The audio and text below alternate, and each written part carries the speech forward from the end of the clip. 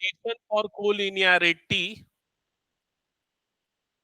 of two vectors. ठीक है, तो कोलिनियर वेक्टर्स क्या होते हैं बताओ? जो सेम लाइन के क्या होता है, पैरेलल होते हैं। ठीक है, तो हम वेक्टर को देख के सीधा कैसे बता सकते हैं कि वो दो वेक्टर्स पैरेलल है? तो कंडीशन क्या है, मान लेते हैं हमारे पास पहला वेक्टर ये है, let vector A is equal to this, लिख दो, let vector A is equal to a1i plus a2j plus a3k। ठीक है, let vector A is equal to a1i plus a2j plus a3k and vector B is equal to b1i plus b2j plus b3k। ये vector B के component हो गए। ठीक है, अब ये दोनों वेक्टर पैरेलल हैं या नहीं, वो पता करने के लिए सिंपली हम इसके कंपोनेंट का रेशियो ले लेंगे। b1 upon a1, b2 upon a2, b3 upon a3, अगर ये सेम आता है तो वो दो वेक्टर्स क्या हो जाएंगे, पैरेलल हो जाएंगे। फॉर एग्जांपल, अगर मान लो मैं यहां पर एक वेक्टर a लेता हूं जिसके कंपोनेंट है 2i cap minus 3j cap plus 4k cap, दूसरा वेक्टर बी लेता हूं, यह है -4j cap plus 6, -4i cap plus 6j cap, और ये हो जाएगा -8k कैप। ठीक है, ये मैंने एक एग्जांपल के लिए दो वेक्टर्स ले लिए। अब यहां पर b1 अपॉन a1 देखते हैं, b1 अपॉन a1 क्या आएगा बताओ? 2/4, मतलब कितना आ जाएगा, नहीं उल्टा बोल रहा हूं ना मैं, 4/2, 4/2 मतलब ये कितना आ जाएगा, 2। अब b2 अपॉन a2 देखो, -3/6, तो ये क्या आ जाएगा, -2। अब b3 6/-3 होगा ना, हाँ मतलब वही आएगा ना, मैंने उल्टा लिख दिया, b2 अपॉन a2।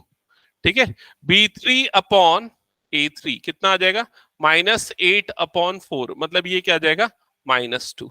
तो क्या तीनों का रेशियो सेम आ रहा है? नहीं आ रहा है, तो ये दोनों वेक्टर कोलिनियर नहीं होंगे। लेकिन अगर मान लो ये वाली टर्म भी नेगेटिव होती, तो ये वाला टर्म क्या आ जाता, नेगेटिव, और ये क्या आ जाता, नेगेटिव। तो इस केस में ये तीनों का रेशियो क्या आ जाता, सेम आ जाता, तो वो दोनों वेक्टर्स क्या हो जाते, कोलिनियर या फिर पैरेलल वेक्टर्स। क्लियर हो गया ये सबको? तो ये क्वेश्चन बहुत फ्रीक्वेंटली आता है कि पैरेलल वेक्टर की कंडीशन क्या है, तो उनके करस्पॉन्डिंग कंपोनेंट्स का रेशियो सेम होना चाहिए, या फिर दूसरा आप ऐसे भी लिख सकते हो, vector A is equal to lambda times of vector B, ये होना चाहिए। तो ये नोट डाउन कर लो, ये दोनों कंडीशंस। ठीक है, ये वाला और ये वाला, कोलिनियरिटी की कंडीशन या पैरेलल वेक्टर की कंडीशन।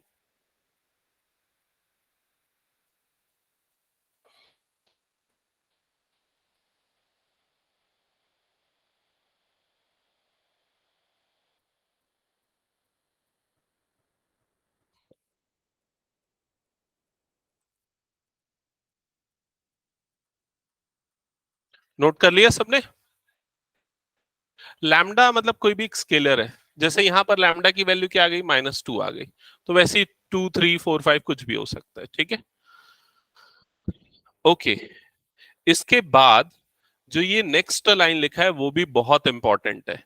तो इस लाइन में आपको सबसे पहले ये लिखना है डायरेक्शन रेशियोज। तो देखो, डायरेक्शन वर्ड से स्टार्ट होते हुए दो चीजें आपने पहले भी पढ़ी है। पहला क्या था, डायरेक्शन एंगल्स, और दूसरा था डायरेक्शन कोसाइंस। अब नेक्स्ट देखेंगे डायरेक्शन रेशियोज, तो ये लिखना है डायरेक्शन रेशियोज, डायरेक्शन रेशियोज।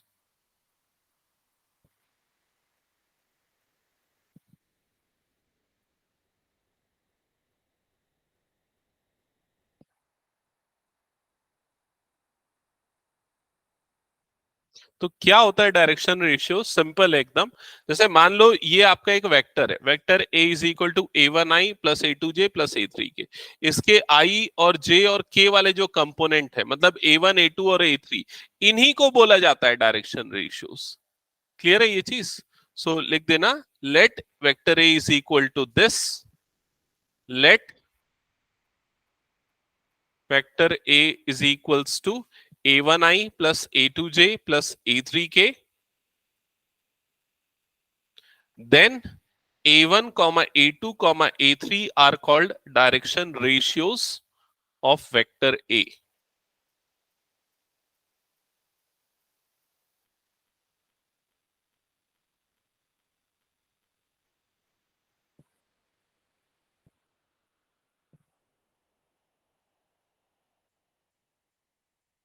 लिख लिया सबने ये चीज? अब इसके बाद नेक्स्ट पॉइंट जो आपको लिखना है वो ध्यान देना। मान लेते हैं हमारे पास एक वेक्टर है, वेक्टर ए, और उसका जो आई का जो कंपोनेंट है वो है एल। एल मतलब वो डायरेक्शन कोसाइन वाला एल ना, प्लस ये हो गया M J cap plus N K cap. मान लेते ये हमारे पास एक कोई वेक्टर ए है, ठीक है। अब अगर इस वेक्टर का मैं मैग्नीट्यूड निकालना चाहता हूं, मैग्नीट्यूड कैसे निकालते हैं पिछले बार मैंने बताया है, कैसे निकालते हैं बता। इसका mod magnitude of vector A कैसे निकलता है? Under root of L square plus M square plus N square. हमने ये भी पढ़ा, इसकी वैल्यू कितनी होती है? 1 होती है। मतलब ये कितना आ जाएगा? 1। इसका मतलब वेक्टर ए का मैग्नीट्यूड 1 है, तो वो कौन सा वेक्टर हुआ? यूनिट वेक्टर हुआ। तो अगर किसी भी वेक्टर के डायरेक्शन रेशियोज डायरेक्शन कोसाइन हो, मतलब ये डायरेक्शन रेशियोज भी बोल सकते हैं हम आई जे के को, ठीक है, लेकिन यहां पर ये डायरेक्शन कोसाइंस है, एल एम एन के फॉर्म में अगर मैंने लिखा है, तो उस केस में वो वेक्टर कैसा वेक्टर होगा? यूनिट वेक्टर होगा, और उसको हम किससे रिप्रेजेंट करेंगे? ए कैप से। क्लियर ये चीज? तो ये वाला पॉइंट आपको लिखना है। In case if it is given that L M N are direction cosines of a vector, तो वेक्टर ऐसा हो जाएगा, ठीक है। और ये वेक्टर क्या होगा? एक यूनिट वेक्टर होगा, ठीक है। in case LMN are direction cosines of a vector,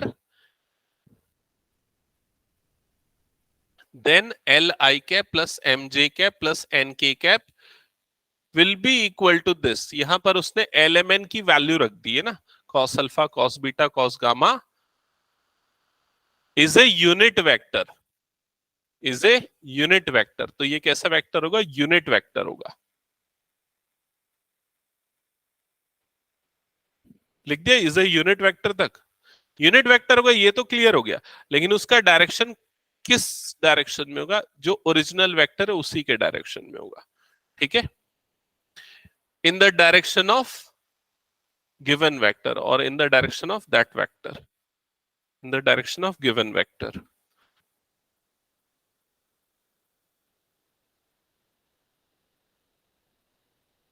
ठीक है, ये चीजें सबने नोट डाउन कर ली। अब मैं कुछ एक आध एग्जाम्पल आप लोगों के साथ डिस्कस करता हूं, सुनना, यहां पर ध्यान देना, ठीक है। मान लेते हैं हमारे पास एक वेक्टर है, वेक्टर ए, ठीक है। वेक्टर ए के कंपोनेंट है आई कैप माइनस 2 जे कैप प्लस 3 के कैप। ये वेक्टर ए के कंपोनेंट्स हैं। यहां तक क्लियर सभी को? आंसर आप लोगों को करना है। सबसे पहला क्वेश्चन मेरा ये है कि इसके डायरेक्शन रेशियोज बताओ। डीआर मतलब डायरेक्शन रेशियोज, बताओ क्या क्या है? 1, -2 एंड 3, दैट्स इट। आई जे के जो कोफिशिएंट है दे आर डायरेक्शन रेशियोज, ठीक है। सेकंड मेरा क्वेश्चन है, वेक्टर ए के डायरेक्शन में मुझे एक यूनिट वेक्टर बताओ, यूनिट वेक्टर जो कि वेक्टर ए के डायरेक्शन में हो। नहीं, गलत। देखो तुमने, हाँ बताओ। नहीं, लेकिन एलएमएन की वैल्यू क्या है? हाँ, और कोई बता रहे? वेक्टर ए का यूनिट वेक्टर बताओ, घुमा के थोड़ा अलग तरीके से पूछता हूं।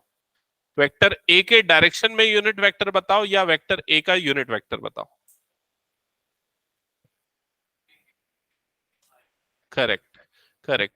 तो किसी भी वेक्टर का यूनिट वेक्टर का फॉर्मूला मैंने लिखाया था और अभी भी समझाया। अगर हमको यूनिट वेक्टर निकालना है तो उस वेक्टर को किससे डिवाइड कर देना है? उसके मैग्नीट्यूड से, बस। और उसका हमको क्या मिल जाएगा? यूनिट वेक्टर मिल जाएगा। समझ में आई ये चीज? ठीक है। अच्छा ये बताओ उसका मैग्नीट्यूड क्या होगा? Magnitude of vector A under root 1 square plus -2 square plus 3 square, तो ये कितना हो जाएगा रूट, ये हो गया 9 + 1 10, 10 + 4 मतलब कितना हो जाएगा 14। समझ में आई ये चीज? तो ये हो गया 14। तो अगर आपको इसका यूनिट वेक्टर चाहिए तो A cap is equal to क्या हो जाएगा, वेक्टर ए जो कि क्या है आई कैप माइनस 2 जे कैप प्लस 3 के कैप, डिवाइडेड बाय क्या कर देंगे यहाँ पर रूट 14। समझ में आ गया क्या करना है? तो मैंने 3 क्वेश्चंस पूछ लिए यहाँ पर। पहला डायरेक्शन रेशियोज, दूसरा क्या पूछा मैंने, मैग्नीट्यूड, और तीसरा आपने क्या बताया यहाँ पर, यूनिट वेक्टर। ये चीज क्लियर? आगे बढ़ते हैं। अब बताओ मुझे इसके डायरेक्शन कोसाइंस।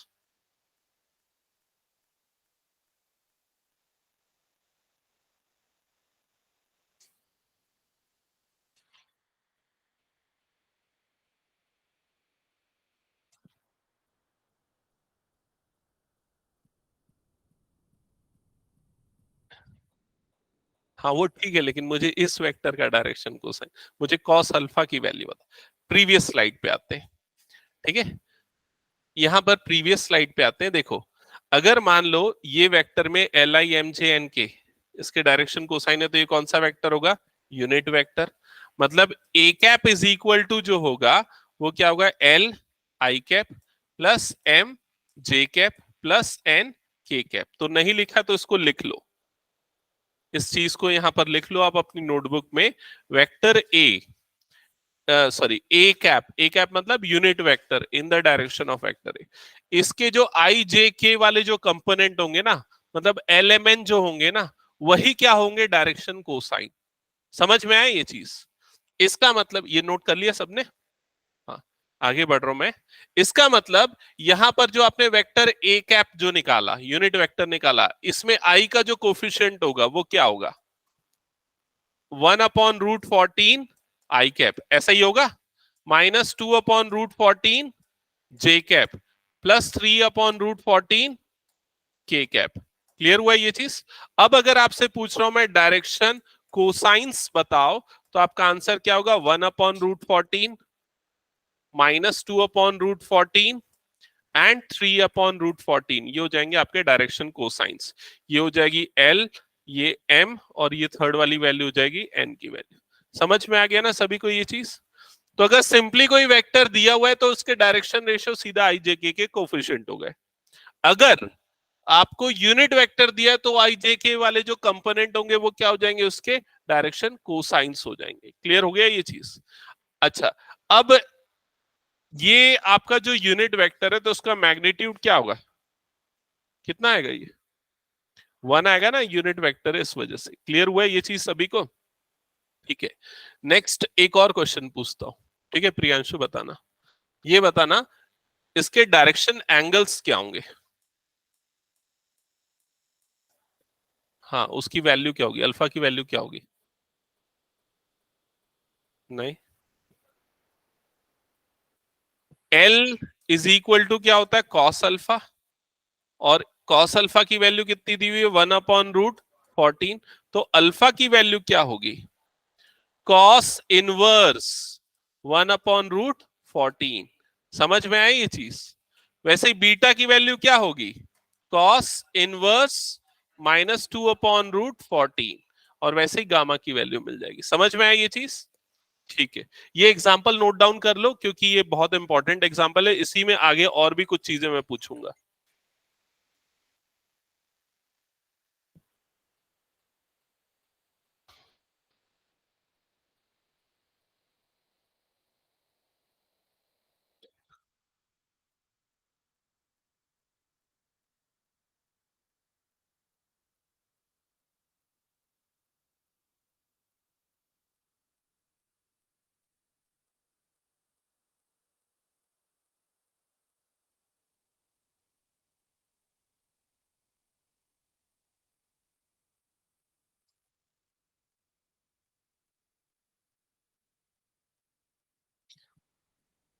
हो गया, आगे बढ़े।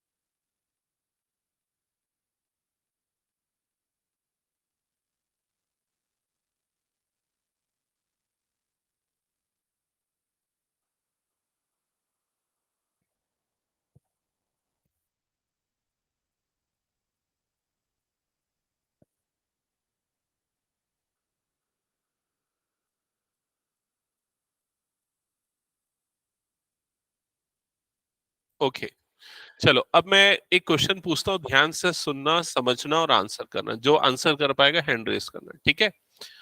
वेक्टर ए का मैग्नीट्यूड क्या है यहाँ पर? √14, ठीक है।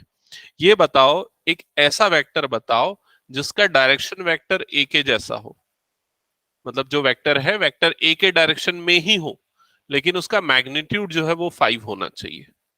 वो वेक्टर क्या होगा बताओ?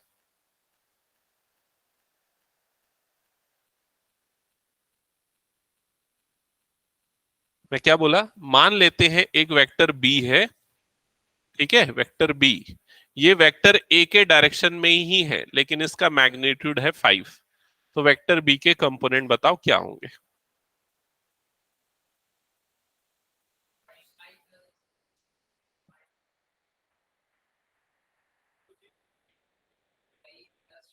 कैसे पता?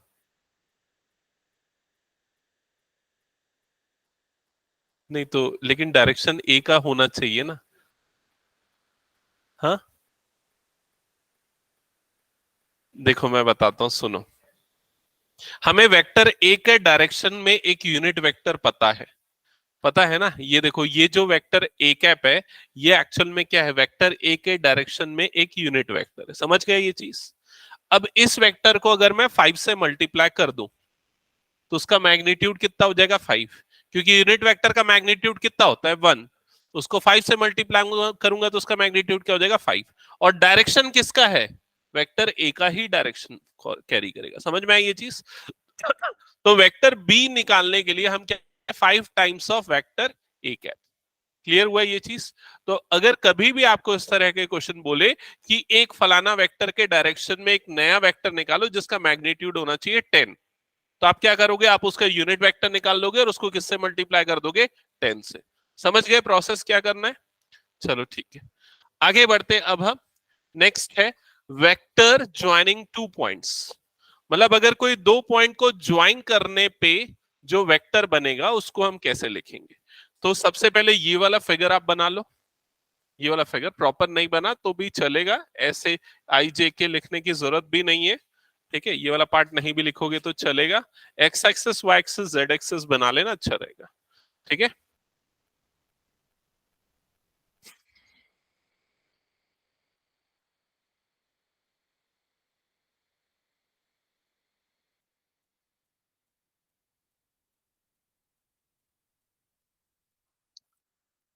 एक और इसमें चेंजेस कर देना इसमें, यहां पर ये जो P1 P2 लिखा हुआ है ना, इसको ए और बी कर देना, ज्यादा अच्छा रहेगा।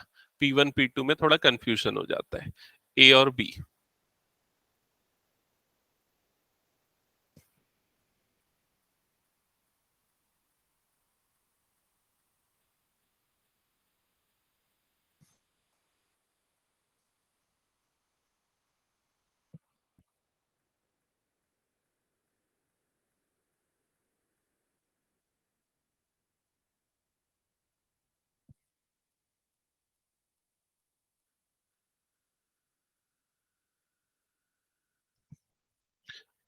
बना लिया इतना फिगर?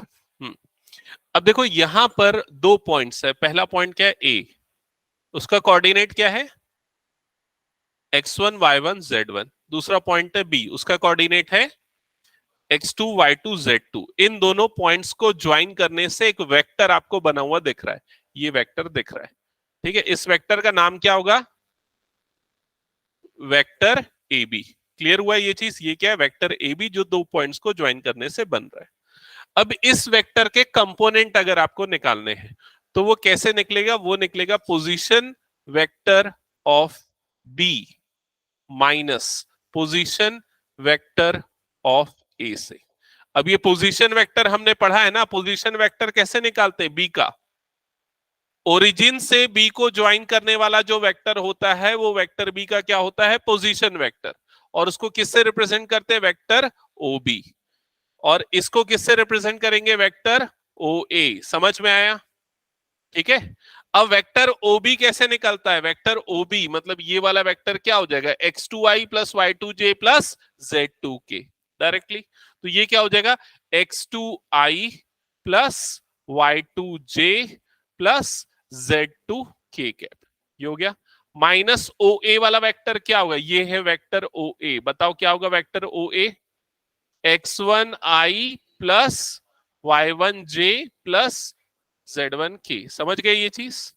अब आपको अगर वेक्टर ए बी को सिंप्लीफाई करके लिखना है तो आप क्या करोगे, ये दोनों कंपोनेंट देखो माइनस होंगे ना, ये वाला और ये वाला, क्या बनेगा ये x2 माइनस x1 आई कैप को मैंने बाहर निकाल लिया और उसके आई वाले कंपोनेंट सब्सट्रैक्ट हो गए, प्लस क्या हो जाएगा y2 minus y1 j cap plus z2 minus z1 k cap. ये हो जाएगा vector joining the two points. समझ में आई ये चीज। आप चाहो तो इसको डायरेक्टली करना, चाहो कि अगले बार से करना ही है डायरेक्टली। तो जो भी टर्मिनल पॉइंट का एक्स कोऑर्डिनेट है माइनस इनिशियल पॉइंट का एक्स कोऑर्डिनेट है, तो x2 minus x1 y2 minus y1 z2 minus z1 I cap J cap और के कैप हो जाएगा। क्लियर ये चीज।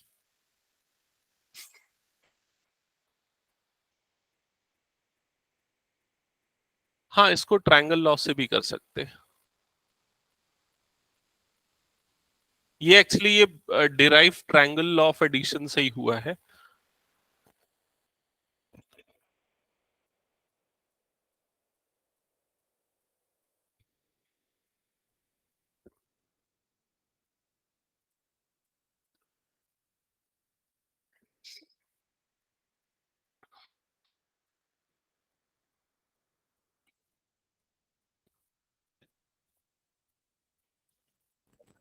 क्या नोट किया सबने। अब मैं एक क्वेश्चन पूछता हूं, ठीक है। चलो देखते हैं आप लोग कितना समझे हो, आंसर कर पाते हो कि नहीं।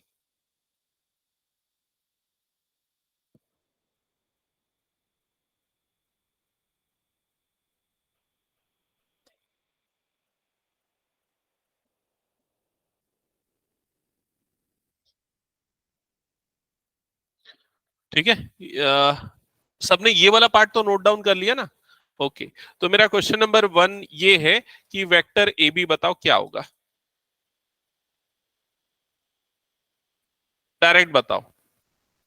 ये हमने फॉर्मूला यूज किया ना, 1i plus 1j plus 1k cap plus C होगा ना सब में। तो x2 minus x1 y2 minus y1 z2 minus z1 I cap J cap K cap. ठीक है ये चीज। अब ये बताओ कि वेक्टर ए बी जो है उसका डायरेक्शन रेशियो क्या होगा। वेक्टर ए बी का डायरेक्शन रेशियो क्या होगा। अरे ये वेक्टर ए बी का डायरेक्शन रेशियो क्या होगा, 1 1 1। जो आई जे के कोफिशिएंट है वही क्या होंगे उसके डायरेक्शन रेशियोस। समझ गए ना। वेक्टर ए बी का मैग्नीट्यूड क्या होगा, कितना होगा, √3। कैसे निकालते हैं magnitude, magnitude of vector A B is equal to √1² plus 1² plus 1², मतलब कितना आ जाएगा √3। समझ गए। वेक्टर ए बी का डायरेक्शन कोसाइन क्या होगा ये बताओ। वेक्टर ए बी का डायरेक्शन कोसाइन बताओ। 1/√3 1/√3 1/√3। कैसे निकला वो, हमने इस वेक्टर ए बी का क्या निकाल लिया, यूनिट वेक्टर निकाल लिया। तो इसका यूनिट वेक्टर जो होगा वो कैसे निकलेगा, इसको डिवाइड कर देते उसके मॉड से, मैग्नीट्यूड से। तो कितना आ जाएगा 1/√3 आई कैप प्लस 1/√3 जे कैप प्लस 1/√3 के कैप। समझ गए ये चीज। वेक्टर ए बी के डायरेक्शन में एक नया वेक्टर बताओ जिसका मैग्नीट्यूड हो 5। 5/√3 आई कैप प्लस 5, दैट्स इट। समझ गए ना पूरा आंसर। ठीक है। चलो आगे बढ़ते हैं नेक्स्ट पॉइंट की तरफ। ये है सेक्शन फॉर्मूला, ये अभी डिस्कस नहीं करते, ये बाद में करेंगे। क्वेश्चन जो है ना इसके 2 ही क्वेश्चन है, उनके साथ डिस्कस करेंगे। अब ये कुछ क्वेश्चन ऑलरेडी हमने कर चुके थे। मैग्नीट्यूड निकालना है, इसमें तो कोई प्रॉब्लम नहीं है ना। कैसे निकलेगा, फर्स्ट वाले का मैग्नीट्यूड बता क्या होगा अभिनंदन। हाँ क्यों 1/√3। हाँ ठीक है। ये भी मैंने डिस्कस कर लिया था, two vectors having same direction. ठीक है, यहां से स्टार्ट करेंगे अब हम लोग। ठीक है, ये भी हो गया था क्या। अच्छा नहीं हुआ था या हुआ था देख लेते। आपको एक्स और वाई निकालना है। ये दोनों वेक्टर्स क्या दिए हुए हैं, इक्वल। पढ़ लिया क्वेश्चन सबने? तो दोनों वेक्टर को इक्वल कर दो, मतलब 2i cap plus 3j cap is equal to क्या हो जाएगा, xi cap plus yj cap. तो कोई भी दो वेक्टर तभी इक्वल होंगे जब उनके x x वाले कंपोनेंट आपस में इक्वल होंगे और y y वाले कंपोनेंट, मतलब x इज इक्वल टू क्या आ जाएगा 2, y इज इक्वल टू क्या आ जाएगा 3। खत्म। समझ गए ना विप्लव, समझ में आ रहा है? ओके, नेक्स्ट क्वेश्चन पे आते हैं। हाँ, यहां से अब ध्यान देना, क्या लिखा है, find the scalar and vector component of a vector with initial point this and terminal point this. तो ये 2D वाला वेक्टर है, इसलिए एक्स और वाई कोऑर्डिनेट बस दिए, जेड कोऑर्डिनेट नहीं दिया हुआ है।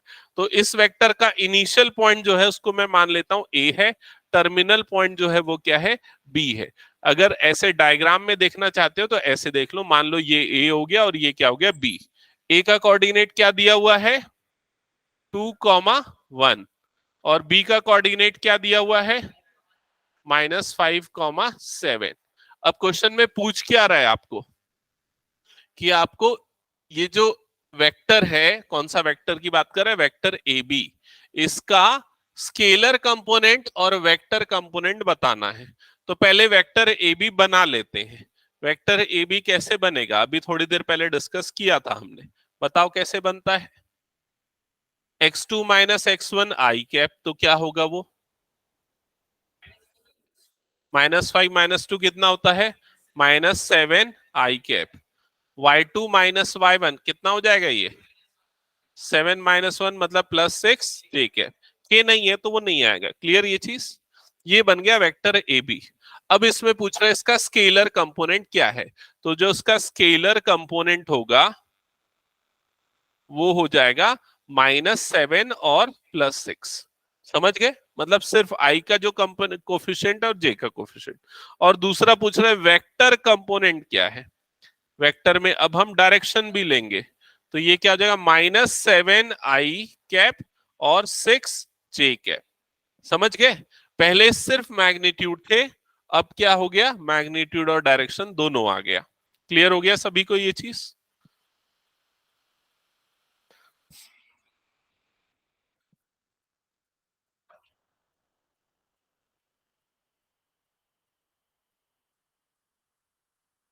हटा दो, हो गया तो सबका।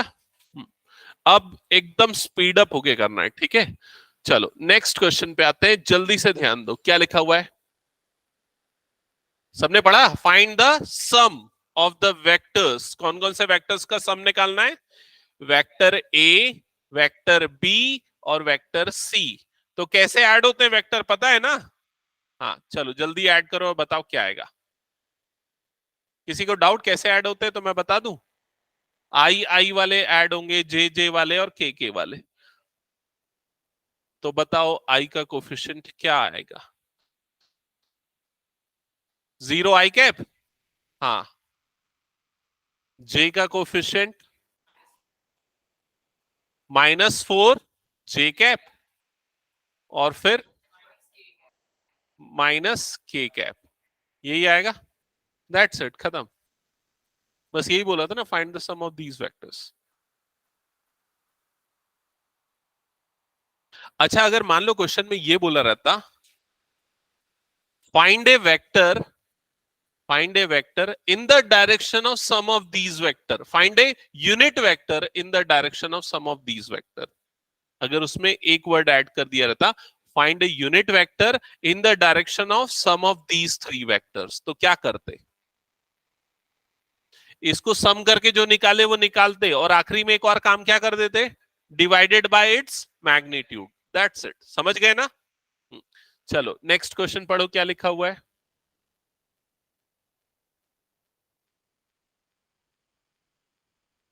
Find a unit vector in the direction of this, बताओ जल्दी,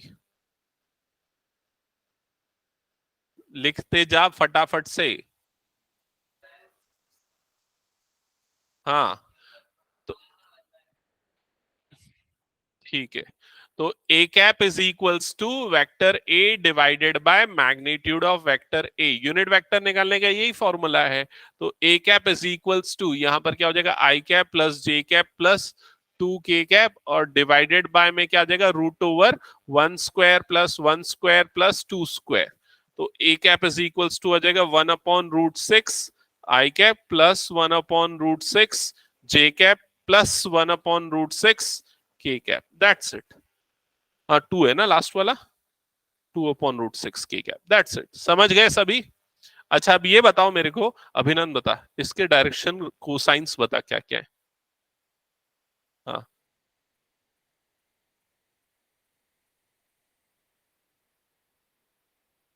हम्म। बता प्रियांशु।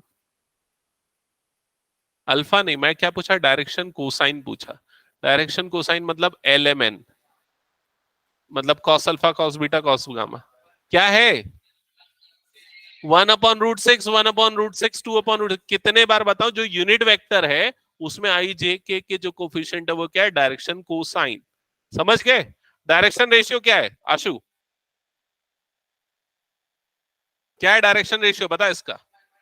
1 1 2। सीधा जो वेक्टर दिया हुआ है उसमें आई जे के जो कोफिशिएंट है डायरेक्शन रेशियोस। क्लियर ये चीज? आगे बढ़े। Next question. Find a unit vector in the direction of vector pq where p and q are defined like this। यहां पर ये वाला पॉइंट p है, ये वाला पॉइंट q है, और ये बन रहा है एक वेक्टर pq। तो आपको वेक्टर pq के डायरेक्शन में क्या चाहिए, यूनिट वेक्टर चाहिए। चलो बताओ कैसे बनाओगे। सबसे पहला स्टेप क्या करोगे? हाँ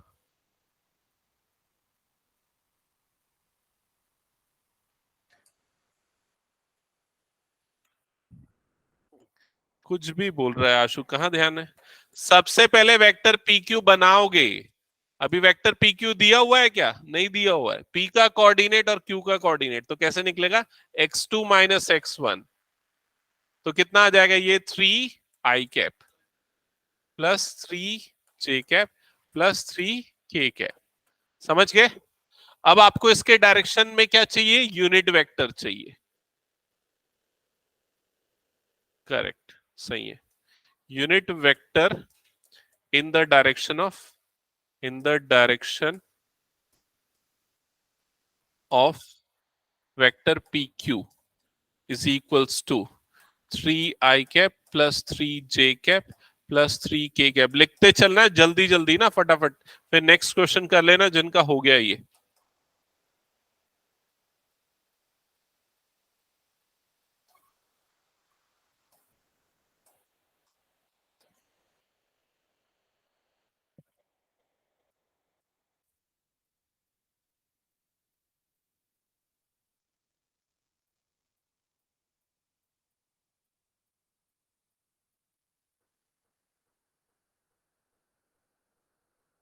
तो आ गया सबका आंसर? अभिनंदन लिखता क्यों नहीं है? और लिख लिया पूरा? ठीक है। लास्ट में एक क्वेश्चन पूछूंगा, एग्जिट क्वेश्चन। जो सही बताएगा उसको जाने दूंगा, सबसे अलग अलग क्वेश्चन। ठीक है। चलो नेक्स्ट क्वेश्चन पे आगे बढ़े। ये है नेक्स्ट क्वेश्चन। तो वेक्टर ए दिया हुआ है, वेक्टर बी दिया हुआ है। क्या फाइंड करना है? यूनिट वेक्टर फाइंड करना है। और वो जो यूनिट वेक्टर है वो किस डायरेक्शन में है, vector A plus vector B के डायरेक्शन में। कौन कौन बच्चे इसको बना लोगे? किसने, कौन कौन बना सकता है? एक दो। ठीक है।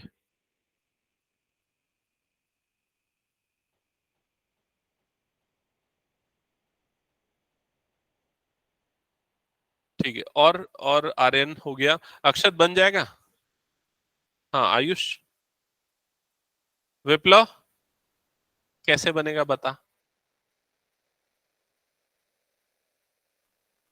हाँ पहले ये वाला वेक्टर बना देंगे, vector A plus vector B कैसे बनाएंगे, आई आई वाले को ऐड करके जे वाले को और के वाले को, फिर क्या करेगा, मैग्नीट्यूड से डिवाइड कर देंगे। ठीक है चलो बनाओ जल्दी से। आ गया आंसर? जिनका आ गया वो नेक्स्ट क्वेश्चन स्टार्ट कर देना।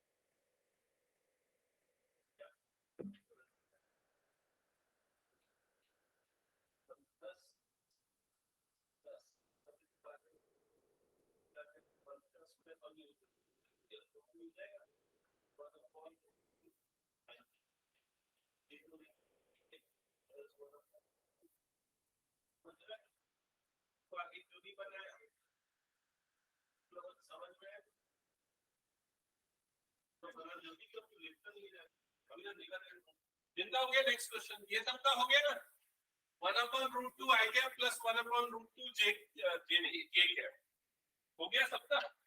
हाँ, जिनका हो गया नेक्स्ट स्टार्ट करो जल्दी से।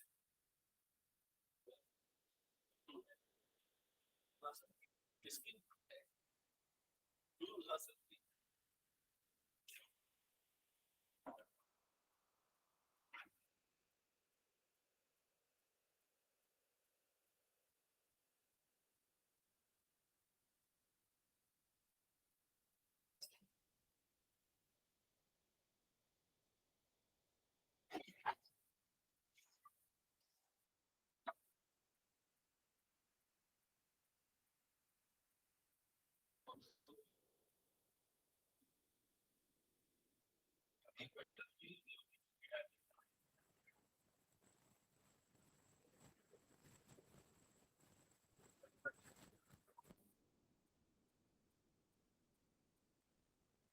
समझ में आया कैसे बनेगा?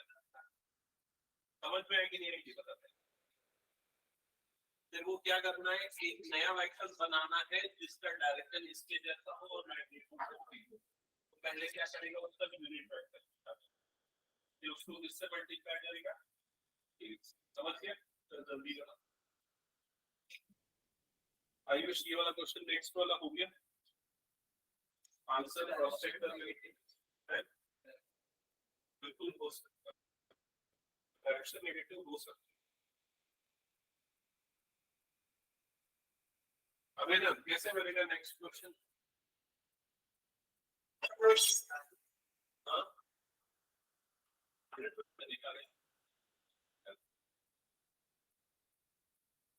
हाँ, वो जो वेक्टर दिया है तो उसके मैग्नीट्यूड से डिवाइड कर दे।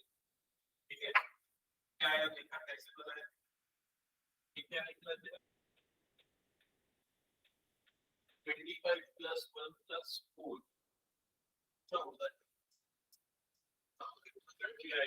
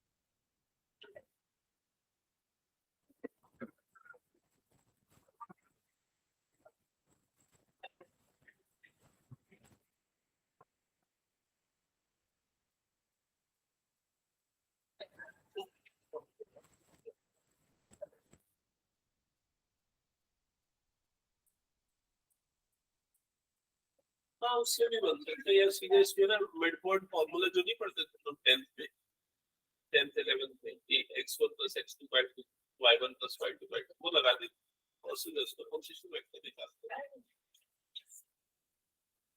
ये हो जाएगा तो एग्जांपल इसका ऑप्शन मेरे कहां तक पता है ना ठीक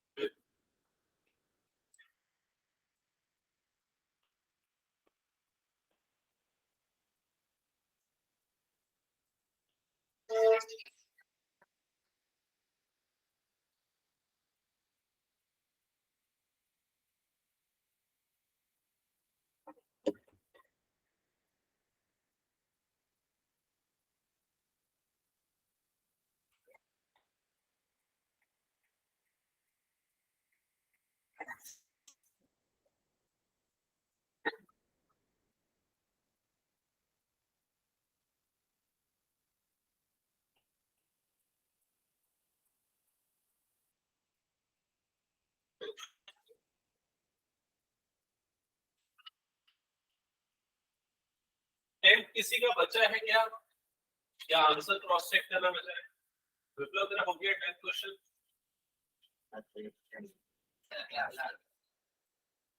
को कवर कर मेरी को ये तो है क्या सेकंड पार्ट हाँ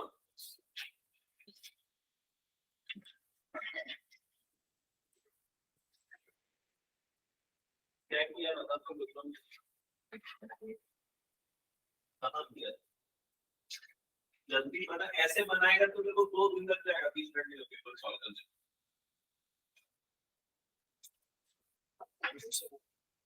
तुम लोगों को पता है ना 40 क्वेश्चन आते हैं है ना ये जो क्वेश्चन अभी मैं दिया ना ये 1 मार्क का क्वेश्चन है कितना टाइम ले रहा है उसमें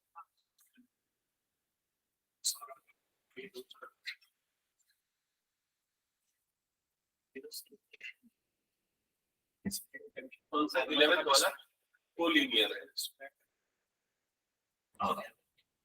minus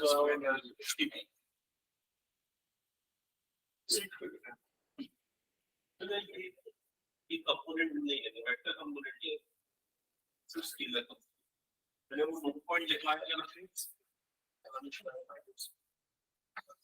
p1 upon k p1 upon k1 p2 upon k2 ij के नहीं है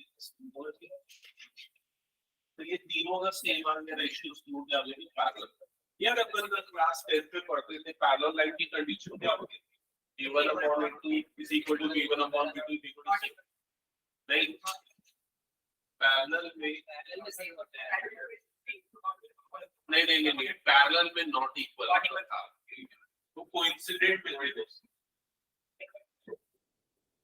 लेकिन इसमें पैरेलल वेक्टर के लिए तीनों इक्वल आना चाहिए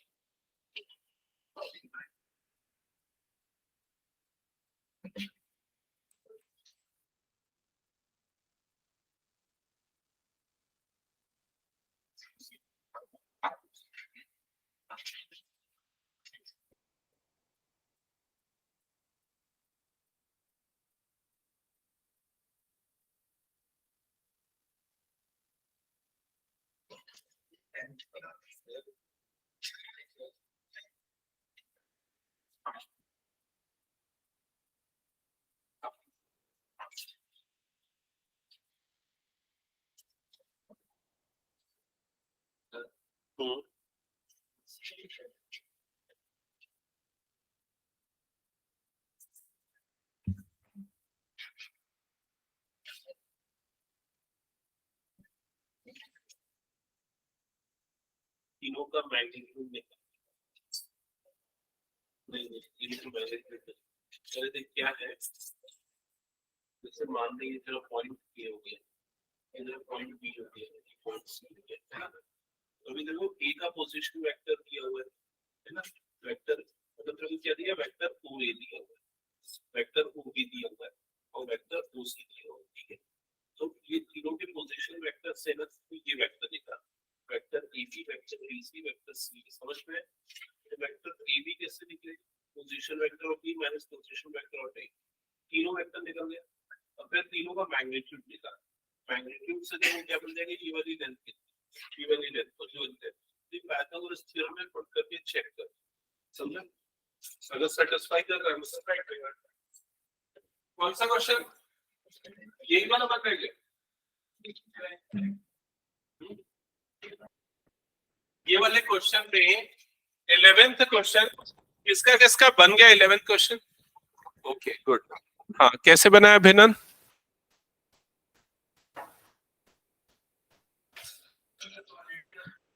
कोलिनियरिटी की कंडीशन है, क्या कंडीशन है, B1 upon A1 is equal to B2 upon A2 is equal to B3 upon A3 is equal to lambda. मतलब ये तीनों रेशियो अगर सेम आएगा तो क्या होगा, कोलिनियर होगा। अब यहां पर B1 क्या है, -4 अपॉन A1 कितना है 2, तो ये कितना आ जाएगा -2। फिर B2 कितना है 6 अपॉन -3, मतलब ये भी क्या आ जाएगा -2। और थर्ड वाला क्या है -8 अपॉन 4, मतलब क्या आ गया -2। तीनों सेम आया, मतलब क्या होगा, कोलिनियर। That's it. समझ गए ना सभी। हटा दो फिर इसको, मैं नहीं नहीं लिखना है, बस उनके कोफिशिएंट को लेना रहता है, ठीक है। हटा दो, नेक्स्ट क्वेश्चन पे बढ़े। हाँ नेक्स्ट क्वेश्चन है, ये जो वेक्टर है इसका डायरेक्शन कोसाइन निकालना है। पढ़ो पहले क्वेश्चन को। क्वेश्चन में क्या लिखा है, find the direction cosine of this vector. कैसे निकालेगा विप्लव डायरेक्शन कोसाइन।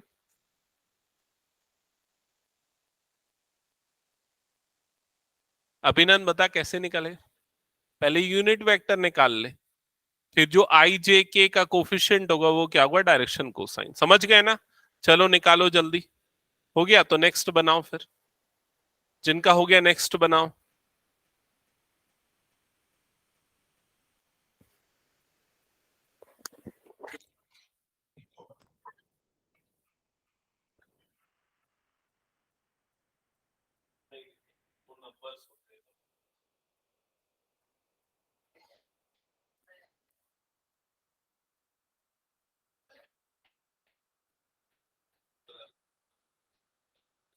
मैग्नीट्यूड मल्टीपल आने से 14। हाँ अच्छा क्वेश्चन, बता तो दूंगा मैं, लेकिन तुम थोड़ा सोचो और खुद से उस आंसर पे पहुंचोगे तो ज्यादा।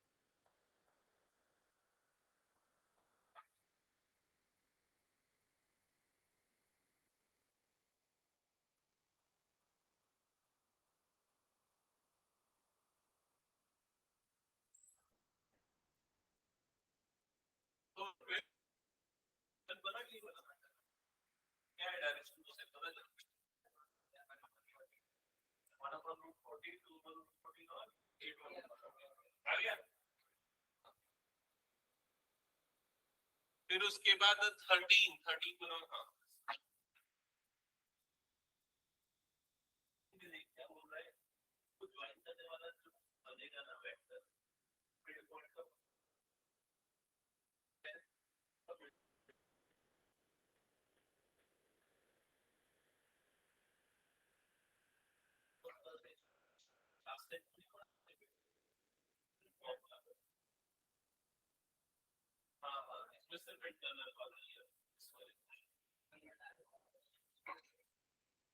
ऐसा नहीं है x1 plus x2 by 2 mid point का x कोऑर्डिनेट ऐसा करके सबका निकालो 41 है। हाँ सोचो ना यार, मैं बता दूं 13 किसका, इसका 13 बन गया, 13 हो गया और पीछे गुरलीन अभिनव कर रहे हो, जल्दी बना, तुम लोग पीछे चल रहे हो।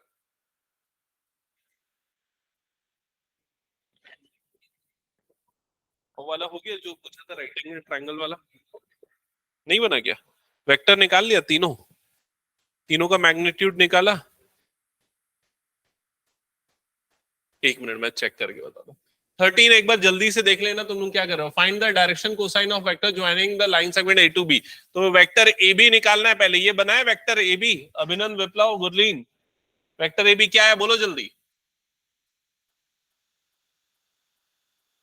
क्या आया? तुम तीनों में से कोई बताओ क्या आया? -2 आई कैप, फिर -4 जे, फिर +4 के कैप। ये आया क्या? हाँ, अब इसका क्या चाहिए? इसका यूनिट वेक्टर निकलेगा जिससे हमको क्या मिलेगा? Direction cosine. बना लोगे ना? छोड़ दूं आगे बढ़ जाऊं? अब क्वेश्चन नंबर 14, कितने लोगों ने ये बना लिया? 14, 1 2 3, 3 बच्चों ने बनाया। ओके, चलो एक बार चेक करते कैसे बनेगा 14 क्वेश्चन। क्या लिखा हुआ है? Show that this vector is equally inclined to ox, oy and oz axis, x axis और y axis से equally inclined है। ये बताओ inclined का मतलब क्या होता है? इंक्लाइंड मतलब किस एंगल पे रखा हुआ है, समझ में आ रहा है कि नहीं? जैसे मान लो ये हो गए हमारे एक्सिस, कोऑर्डिनेट एक्सिस, ये हो गया एक्स एक्सिस, ये हो गया वाई एक्सिस और ये हो गया जेड एक्सिस। मान लेते हैं यहां पर एक वेक्टर है, तो ये वाई एक्सिस से कितना इंक्लाइंड है वो कैसे पता चलेगा कि वो वाई एक्सिस के साथ कितना एंगल बना रहा है? समझ में आया कि नहीं ये चीज? और वाई एक्सिस से बनने वाला एंगल क्या होता है? बीटा। एक्स एक्सिस के साथ बनने वाला एंगल क्या होता है? अल्फा। और जेड एक्सिस के साथ बनने वाला एंगल होता है गामा। समझ गए? तो तुम लोगों को क्या निकालना है? अल्फा, बीटा और गामा निकालना है। और अगर तीनों सेम आया, मतलब ये तीनों एक्सिस से क्या है? इक्वली इंक्लाइंड है। और अल्फा, बीटा, गामा कैसे निकलेगा? तो उसके लिए क्या निकालना पड़ेगा? Cos alpha, cos beta, cos gamma, और जो कि क्या होता है? Direction cosine. तो पहले क्या निकालोगे? Direction cosine. और डायरेक्शन कोसाइन के लिए क्या निकालना पड़ेगा? Unit vector. तो स्टेप नंबर 1 है इसका यूनिट वेक्टर निकालो। यूनिट वेक्टर से तुम लोगों को LMN मिलेगा, मतलब कि डायरेक्शन कोसाइंस निकलेंगे। फिर उसके बाद वो cos alpha is equal to cos beta is equal to cos gamma is equal to ऐसा मिलेगा।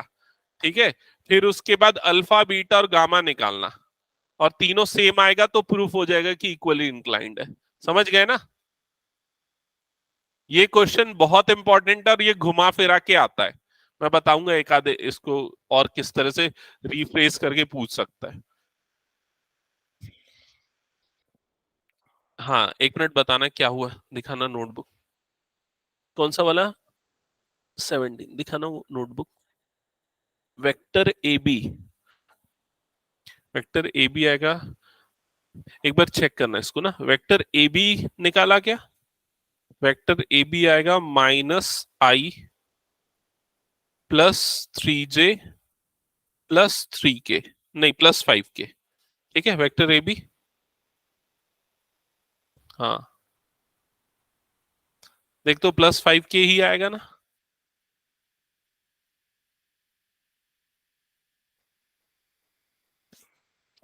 कौन सा वेक्टर ए बी?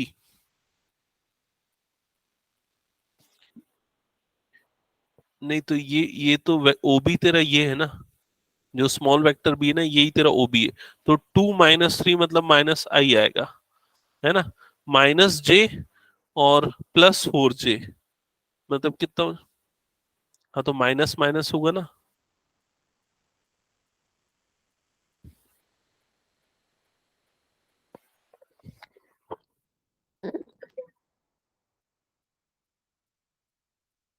हटा दो, हो गया।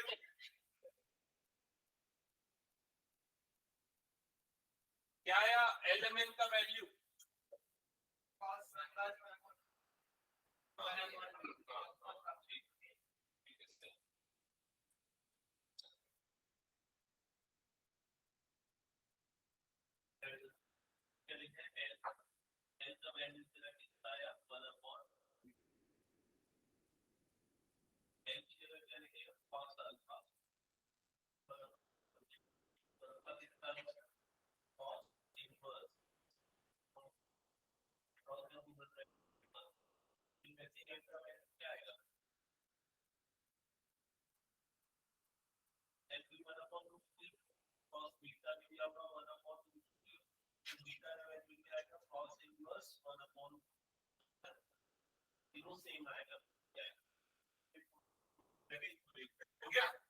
नेक्स्ट क्वेश्चन पे बढ़े आगे।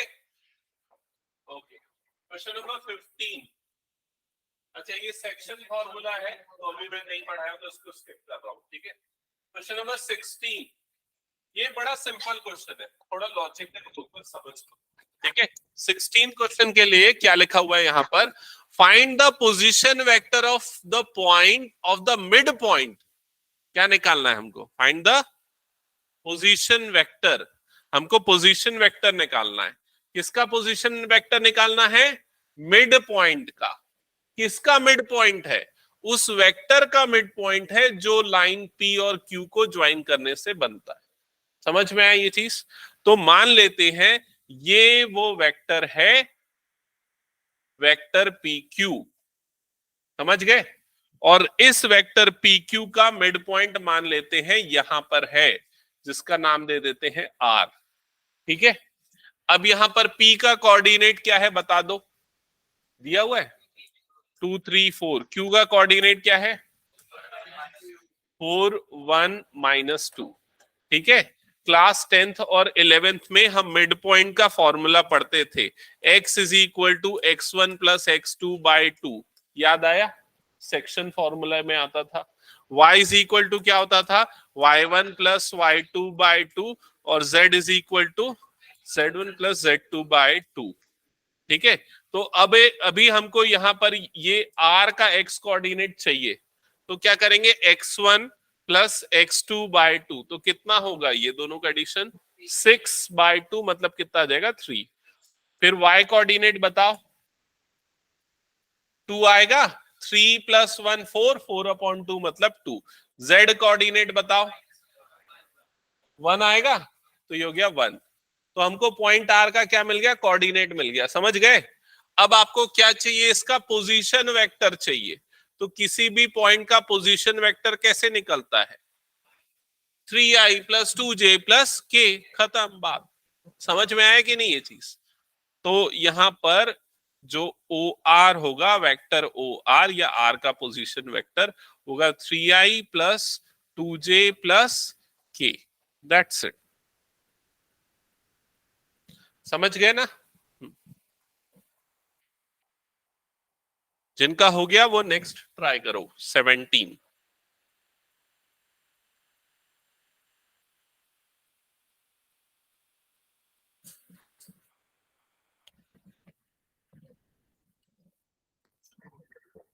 कुछ डाउट इसमें गुरलीन?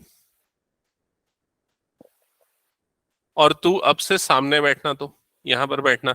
गुरलीन, अभिनंदन, तुम दोनों सामने बैठना, ठीक है।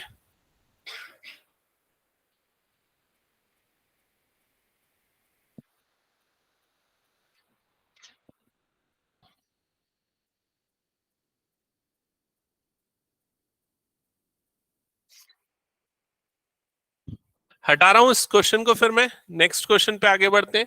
तो नेक्स्ट क्वेश्चन क्या लिखा है ध्यान देना, क्वेश्चन नंबर 7। अच्छा टाइम वैसे हो गया है, ये लास्ट क्वेश्चन है, हिंट कर रहा हूं, होमवर्क के लिए छोड़ता हूं, ठीक है। क्या लिखा हुआ है देखो, show that points A B and C. तो यहां पर ए बी और सी क्या है, ये 3 पॉइंट्स है। मान लो ए यहां पर है, बी यहां पर है, सी यहां पर है। ए बी और ये हो गया सी। और ए का पोजीशन वेक्टर दिया हुआ है। ए का जो पोजीशन वेक्टर उसको किससे डिनोट कर रहा है, वेक्टर ए से। तो ये इसको वेक्टर ए से डिनोट करो, या वेक्टर ओ ए से डिनोट करो, या फिर ऐसा लिखो पीवी ऑफ ए। तीनों का मतलब सेम है। पीवी का मतलब क्या है, पोजीशन वेक्टर ऑफ ए। और वो कितना दिया हुआ है, 3i minus 4j minus 4k। समझ गए। फिर वैसे ही वेक्टर बी या वेक्टर ओ बी या पोजीशन वेक्टर ऑफ बी ये दिया हुआ है, ये कितना है, बोलो जल्दी, 2i माइनस जे प्लस के। समझ गए। फिर सी का पोजीशन वेक्टर, वेक्टर ओ सी, ये दिया हुआ है, ये कितना है, i minus 3j minus 5k। समझ गए ये चीज। अब आपको क्या बोल रहा है कि एबीसी जो है वो राइट एंगल ट्राइंगल के वर्टाइसेस है, ये आपको शो करने। राइट एंगल ट्राइंगल कब होगा, जब उसमें पाइथागोरस थ्योरम लगेगा। तो पाइथागोरस थ्योरम लगाने के लिए हमको पहले ये वेक्टर निकालना पड़ेगा। ये कौन सा वेक्टर है, वेक्टर ए बी। तो वेक्टर ए बी कैसे निकलेगा, कैसे निकलेगा बताओ। नहीं,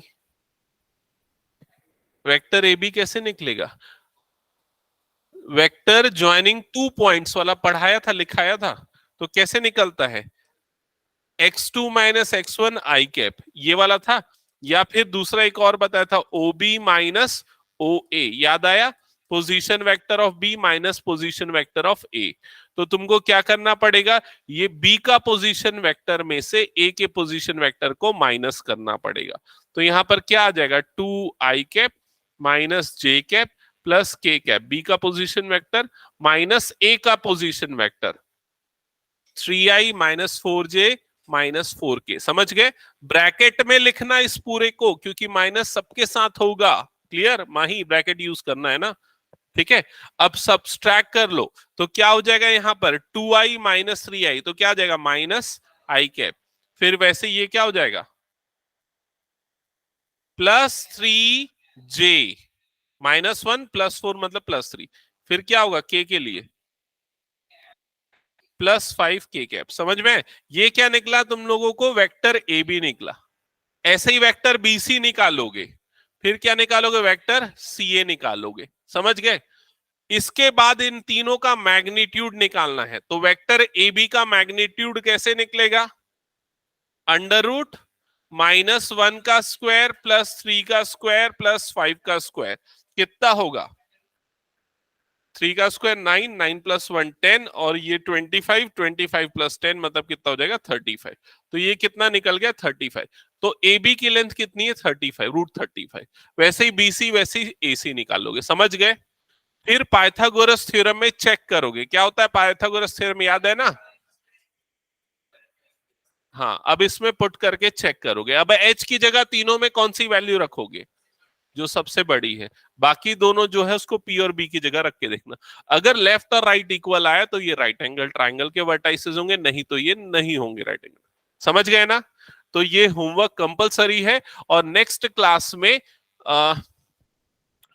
सारे बच्चों को क्वेश्चंस रिपीट करके आना, एक बार खुद से सॉल्व करके आना एक्सरसाइज के, ठीक है। ये एक कंपलसरी एक होमवर्क रहेगा, प्लस एग्जांपल्स भी ट्राई करके आना है, ठीक है।